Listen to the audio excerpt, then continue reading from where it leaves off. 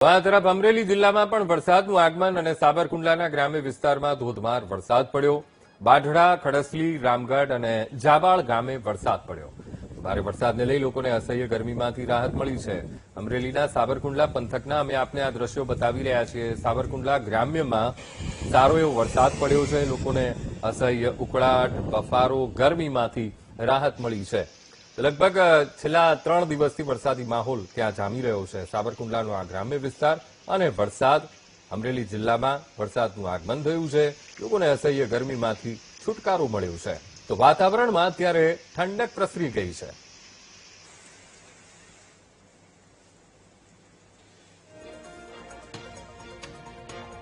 અમરેલીનું સાબરકુંડલા પંથક અને જ્યાં વરસાદ, વાદળછાયું વાતાવરણ છેલ્લા 3 દિવસથી આ પ્રકારે છૂટોછવાયો વરસાદ પડી રહ્યો છે, ત્યારે સાબરકુંડલા ગ્રામ્યમાં વરસાદ પડતા લોકોએ હાશકારો અનુભવ્યો છે।